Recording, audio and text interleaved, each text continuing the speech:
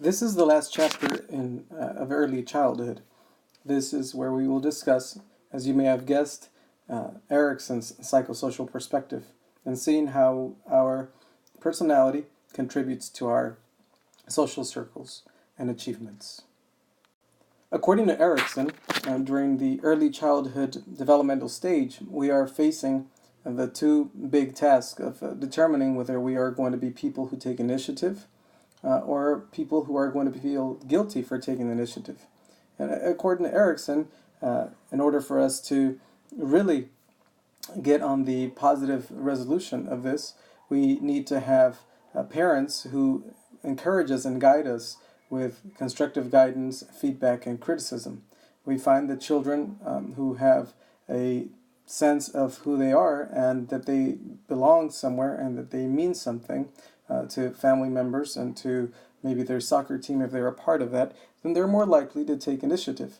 Those who do not often feel guilty for even attempting to be part of a social group, and they tend to be more introverts. Now, being an introvert is not the only thing that would be on the bad end. In fact, being an introvert is not necessarily a bad thing. We often find that individuals who resolve adequately, again dealing with the initiative component, these individuals often have this component of being go-getters later on in adulthood. For example, someone who may be in a toxic relationship but may have resolved inadequately in this stage would be less likely to take the initiative to end the relationship. Someone who may be presented with an interesting opportunity to engage in business may be less likely to take the initiative because they may feel guilty for maybe even succeeding. So important for us to note that this is occurring earlier in life than we would expect it to. The way we view ourselves is basically known as self-concept, as you already know. And this is basically aligned with the abilities, with the values, with the morals of who we think we are. And this is something that is impacted tremendously by our interactions with our loved ones, with family members, with friends, and also the emotional stability that we have.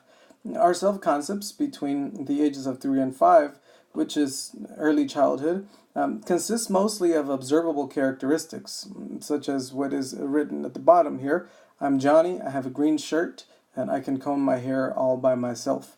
We are talking about a very superficial description of who this person is, and we're talking about some of the perhaps biggest accomplishments, combing their hair all by themselves. Notice that there is nothing substantial perhaps about this individual's thoughts or feelings or emotions. Nonetheless, they demonstrate that they feel comfortable, that they feel that they're able individuals because they are able to achieve this milestone of combing their hair by themselves. Once again, this is due to the fact that society, their parents, allowed them to comb their hair all by themselves.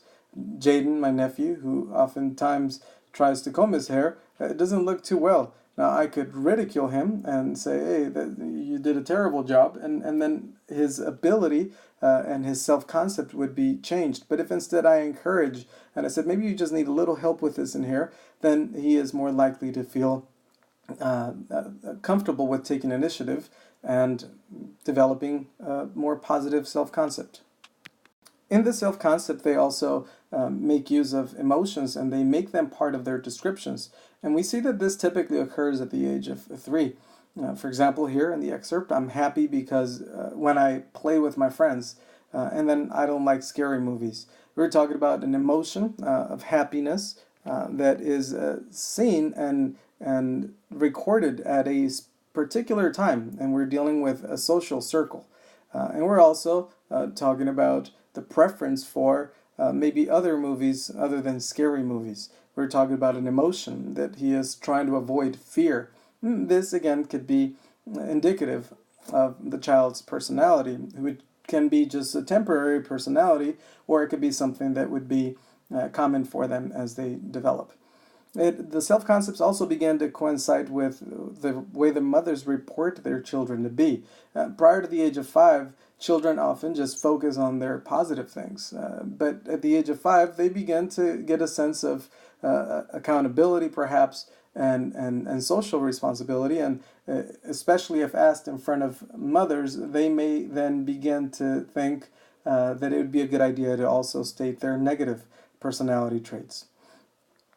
For the most part, we find that parenting styles can have a tremendous impact on a child's self-concept, and the best parenting styles should be made up of sensitive and warm parenting, which would allow for the child to feel comfortable with taking approaches. Even if they fail, they will know that they are in a safe zone and that they will not be mocked or ridiculed. We find that the social element of an individual's personality begins to be present in early childhood. Preschoolers often experience empathy, so when they see a child crying, they'll be more likely to maybe stop laughing or run over and checking to see if they're okay, stopping all their personal activities to make sure that they're part of a social circle. And this may be without any type of instruction, which often leads and has led researchers to question whether we have a sense of morality that we may be endowed with naturally. And we also find that this, again, contributes to their relationships and overall emotional health. If they find themselves in a comfortable social circle, they'd be more likely to express their emotions and express themselves, which is likely to get their needs met. In addition to having that safe circle where they can understand each other, it is important that, or it is easier for children to understand if they have the ability to communicate with verbal language or any type of language. So children who are able to express their current state of mind are likely to get their emotional needs met and also be able to console those who may be going through difficulties.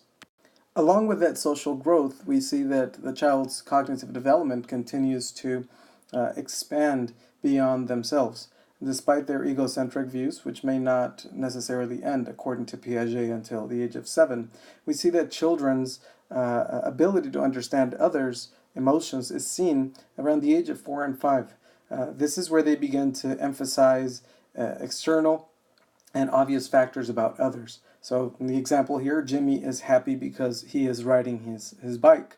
They basically are attributing some emotional state to a particular action. And this begins to empower us so that we could learn to deal with difficulties in life as well. They're also able to interpret, predict, and change others' feelings, again, by hugging someone to reduce sadness. And that is basically a very advanced cognitive point and ability as it demonstrates skills at being able to talk to others and being able to interpret things well, which is essential for relationships later on in life. If you're in a marriage and you cannot figure out the cues that the spouse is providing you, then there's likely to be conflict. And this is seen and practiced at very, very young ages. We also find that children who have a secure attachment at home with a caregiver, they're more likely to have a better understanding of emotion. And for the most part, one of the things we see is that the emotional state often coincides with the emotional state at home. It's been said that the best thing that a father can do for his children is to love and respect mom. So if they see that at home there is a stability, they're likely to also have stability and be able to comprehend emotions adequately. Society is a big part of who we are throughout entire life, and we see that we polish our skills in earlier developmental stages. Between the ages of 2 and 5, we are advancing our sociability with our peers. And when I was a kid, I had never heard of the term play date. Now it's very common for parents to say they're going on play dates. And for the most part, we now recognize that they are very good. Now, it's not to say that because I didn't know the term play date that my parents didn't take me to those, but it was mostly at a gathering with family members or friends where this occurred. We find that children during these activities where they interact with others, they engage in 4 different types of play. They have non-social activity, parallel play, associative play, and cooperative play. And these seem to go in a particular order from lowest to highest, 1 through 4. The non-social is basically a child who just may have arrived recently to a playground, and although they look at what others are doing, they engage in play by themselves. There are others who would jump right into maybe step number 2, 3, and 4, but some of them start in that particular order and they work their way up. Parallel play would be where they are playing maybe the exact same game with very similar materials near other kids, but they refuse to engage with them, at least not for the time being. If they warm up to it, and depending on their personality, they may then engage in associative play where they are exchanging toys, but they are still not playing together. And then cooperative play would be the ultimate, and that would be where they are working toward a common goal with a specific game and maybe a set of rules set by an adult or by one of the children. Our ability to engage in these activities is often influenced by child rearing styles. So if the child has initiative and the child has autonomy and the child is trusting of the world, according to Erikson, then they're likely to reach step number 4. But if they don't and they feel inadequate and they feel guilty and they feel shameful and doubt and they don't trust others, then they're likely to stay in stage number 1. It is important, once again, for you to note that these type of trends are not necessarily consistent later in adulthood. For some people they may, but it's not necessarily how they will be later in life. You can't have society without aggression. It almost seems to kind of coincide. Thankfully, it's not the majority of people that engage in aggression, but it is a common discussion and a common occurrence. We find that aggression is displayed by the majority of children, and this is seen as early as late infancy. So we're talking about in the first year of our lives that we are already demonstrating that aggression. Now there's 2 types, for the most part broad types, the proactive and reactive. Proactive is just someone who feels like hitting, and then reactive is someone who's reacting to being provoked. Now, the types of aggression that we see most common in early childhood are physical, verbal, and relational.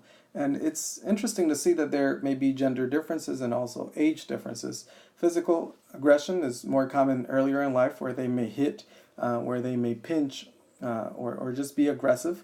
And this is something that may just occur naturally, but with a parent's guidance, they should stop this behavior. Otherwise, their social circles would be limited, and their self-esteem and various other things could be that are healthy could be inhibited. Verbal aggression is where they typically, as they get older, they replace physical aggression with verbal aggression. Now they are verbally assaulting people, and for the most part, it could be in children. Maybe you are ugly, or labeling, or doing other things to people that could be offensive. And as they get older, they may take a different type of aggression that would be relational.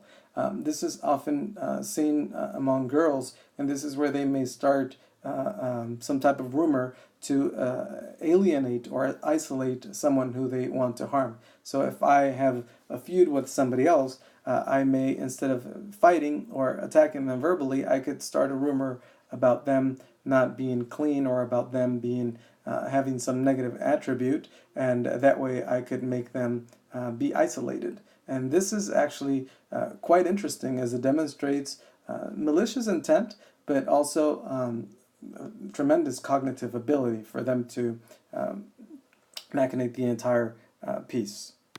Aggression is one of those behaviors that needs to be modified by parents. In order for them to do this, we strongly recommend that they make use of reinforcement. However, in some cases, punishment is used, and in some ways it could be acceptable. This is particularly appropriate when children engage in dangerous behaviors. For example, those who suffer from trichotillomania, or those who pull out their hair, and sometimes they just pull it out and end up with a bald spot, but sometimes they go an extra step, and some kids even eat their hair, and they end up having to get their stomach pumped because we don't digest. We're not capable of digesting hairballs. So when children are engaging in dangerous behaviors, self-injurious behaviors, then a punishment may allow us some time to be able to find some type of, uh, of, of therapy or some other modification to change their behavior. There are many more cons of punishment, and this is typically done if there were to be something done inadequately. For example, if parents punish very frequently, then they would lose their authority. It's kind of like a teacher who is constantly threatening to send students to the dean's office, and they never do it. In time, that teacher will lose all respect from all students. And also, if the parent does not have an explanation as to why they're punishing, that could also be difficult for the child and create a lot of hostility and even anger, as the child may have forgotten what they did. And we also find that when done frequently and in extreme ways, this can bring about some harmful side effects such as fear and lower self-esteem. When I worked in a clinic, some of my difficult clients were those who were victims of domestic violence, and the reason why they were difficult for me is because I didn't fully comprehend that when they chose to stay with their spouse despite being abused, they were demonstrating a learned behavior, and this learned behavior was probably learned because they came from environments where they were punished physically with physical punishment and beatings and various other approaches that were not adequate. So the person learns that, because sometimes parents may even state, I hit you because I love you. And that has an effect that is seen sometimes in people who are victims of domestic violence. In children's attempt to socialize, they often are making their life easier by associating objects that may be of the same color or of the same shape, and unfortunately gender is not the exception, especially in households where they may be quite rigid as to what activities girls should engage in and boys as well. Gender typing is basically an association of objects, activities, roles, or anything that is associated with the sex of an individual. And in some homes, they only allow girls to engage in certain activities and boys the same way. We find that sometimes by the age of 2, boys and girls would be able to differentiate what should be acceptable in accordance to what they believe is associated with the right gender. So they may begin to lean more toward toys that may be associated with boys if they are a boy themselves, or maybe Barbies and associate them with girls, the colors, the occupations, the clothing, the hairstyles. And we find that these things often are strengthened in early childhood, and they may be a little bit more difficult to break later in adulthood. We thankfully are living in a society where there's a lot more flexibility, and now it's not an issue if men are in the kitchen cooking for mom, and if mom maybe even drives the car or does other things that maybe are not associated with the traditional gender types. Gender identity is basically an image of ourselves when in regards to whether we view ourselves as masculine or feminine. And it's not to say that if someone views themselves as more feminine, if he were to be a boy, that it would be an inclination toward homosexuality. We were talking about different types of inclinations and preferences for different activities. For example, choosing to be in a singing club, a choir, or drama over sports. That may be perceived by some as more of a feminine characteristic than maybe playing basketball or football or soccer, and vice versa for the girl. The social learning theory, in an attempt to understand how children view themselves, states that preschoolers would acquire a gender identity through what we observe in society. So if we see dad being a tough guy who engages only in certain activities, and we get applauded whenever we act like dad as boys, then that would explain why we act that way. The cognitive developmental theory would say that these are self-perceptions that come before a behavior. So the argument is that we would have an idea of who we are before we actually engage in that particular behavior. The argument that the cognitive developmental theory states is that there is a thought process that precedes the behavior, whereas in the social learning theory, it would state that it is nothing more than a reinforcement, and that there is probably not much thought process behind it, that it's almost an automatic response. Please note that the social learning theory has been criticized significantly because they argue that if this theory were to hold true, then it wouldn't make a lot of sense for homosexual kids, homosexual teens, and homosexual adults. And the reason why is because a boy in a society where heterosexuality is the norm and possibly homosexuality is criticized, the child would be corrected, mocked, punished, possibly even. And if that were to be the case, then there would be no reinforcement, as the theory says. And if there's no reinforcement, then why should the child continue down a path that's so painful? So this theory here, the social learning theory, is been criticized greatly because of their approach as to how we view ourselves, especially during childhood. Due to their cognitive immaturity, we find that sometimes children in early childhood may have an idea of who we were and where we came from. The question of where do babies come from?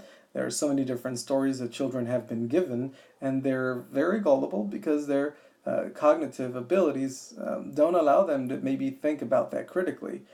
One of the questions that sometimes is asked by kids in this age is whether they were the same sex when they were younger.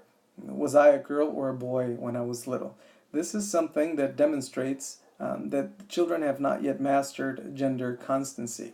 And this would basically be an idea, an understanding that our sex will not change over time. That even though our clothing, hairstyle, and other activities would change, our sex would remain the same. And this is something that's mastered typically around the age of 5 or 7. And if this question were to be asked, parents ought not to be worried and rush them to understand what anatomy is and physiology, because we actually found through research that children who are exposed to information about genital differences do not master gender constancy at younger ages. We live in a society where it is important that children learn that in marital satisfaction and overall society, it is important that we not adhere to the gender stereotypes so rigidly. In order for marriage to work with the highest level of satisfaction, we actually find that husbands who are flexible about their gender roles often have wives who are more satisfied. So parents who model non-stereotype behaviors are likely to reduce the gender stereotype.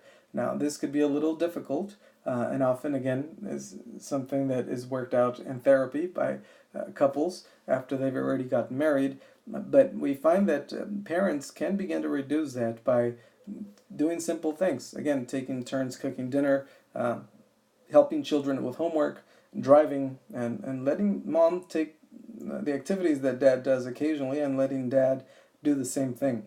It would be very neat, and as you will see in a picture later, there is a father maybe who 1 day, 2 days, 3 days out of the week is responsible for cooking dinner, and he makes his son part of the preparation of meals and setting the table. Meanwhile, mom and daughter maybe are relaxing somewhere or doing other activities. So think of other ways and how parents and society can reduce the gender stereotypes.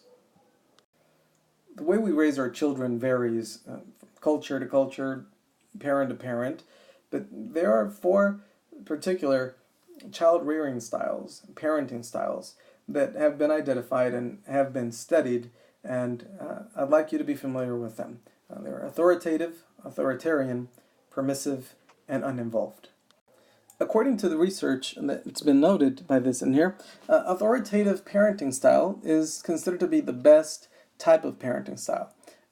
Please note that the first two, authoritarian and authoritative, sound similar, but they're not. They're very different. So be sure to pay attention to the difference between the two.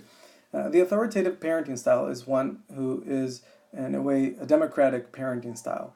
Though they set clear limits and boundaries for their children, they also explain things to the child, and they reason with the child, and occasionally they may even consider the child for decisions. As a result of that, and because the child feels competent and considered, they often create and give way to children who are sociable, likable, self-reliant, independent, and cooperative children. As a result of that, this is considered to be the best type of parenting style. The next is authoritarian, and this is a bad parenting style. This is one where parents are very military-like, very rigid, very punitive, and if they don't get their way, they often bring about severe consequences for the child. This type of parent would ask a child to do something, and if the child dare ask why, the parent may respond with something along the lines of, because I'm the parent, or because I said so. And rarely ever do they explain things to their child. As a result of that, these parents are likely to create unsociable, unfriendly, and withdrawn children, as they are never part of conversations, and they know that they are to just listen and not speak. Permissive parenting style is one where there is a mixture of love, which may have been seen in authoritative parenting style, but they do not have any boundaries at all. They allow the child to maybe have control of the situation or maybe dictate what goes on at home. So despite the fact that there is love, which is essential and good, they often let the child do what they please, and this can result in difficulties. Oftentimes, children who are raised in a permissive parenting style, they are often immature, moody, dependent, and so low self-control. And the reason why they may be moody and immature is because they know that with a tantrum they can get their way. They also are dependent because they know that they could beg and beg and beg, and if mom says eventually yes, she'll always be there to bail them out. Sadly, these different parenting styles don't just last throughout childhood. We see them in adulthood as well. So you have a child who is not a child anymore, but maybe 27 years old, asking mom to co-sign for him because he wants to get a truck. Now mom says, hey, I don't think it's a good idea. You don't make enough money. The son insists and begs, otherwise he gets moody, and mom gives in because she's permissive, or dad is permissive. At the end, mom knew that he was not going to be able to make the payments, but the child who is dependent knows that if they skip a payment, mom will be there to bail them out. And this is, again, something that lingers into adulthood that may be part of us for the rest of our lives. And the uninvolved parenting style is one where parents show little interest. Parents are emotionally detached. They may be there for the child financially, they may be there to provide the needs, but they're not there with the child. This creates often an emotionally detached child who feels unloved and whose physical and cognitive development may be impeded because they were never allowed to explore their emotions. They were never taken into account as to what they were feeling. Please note that in a household, there could be more than one parenting style. Dad could be authoritarian and mom could be permissive, and this is not a good idea. Ideally, we would have an authoritative household where both parents are a team, they consult with one another, and they guide the child to empower them and create sociable individuals. We see that these child rearing styles are seen and broken up sometimes and vary by culture. Among Asian families, we see that there's more control and less affection than Western parents. They often withhold praise, and maybe the expectations are a little higher for some of them. And while there may be love, it's a love that would be different. I have a colleague, a friend of mine, who sadly her father stopped speaking to her when she decided to not continue with a medical degree, and her father was very disappointed, and he claims he still loves her, but will withhold praise for the career choice that she made, and she's a very successful psychologist. Um, Hispanic and Asian Pacific Island families, they often respect the family a lot more and value, excuse me, not respect, they value the respect and parental authority and high warmth, and they promote a lot of loyalty among family. We're talking about meal times, we're talking about them being essential for the family. They expect that there be respect for dad, for mom, for the siblings, and just respect the circle there. African American families, they value immediate obedience, and they are known for having a strict no nonsense discipline combined with warmth and reasoning as well. And in some of these families, among African American families, the ultimate authority figure would be grandma. Grandma is the person that you do not want to mess with, and we find that this variation again can lead to a hierarchy in which we respect the parental authority, especially as they go up the ladder to grandma.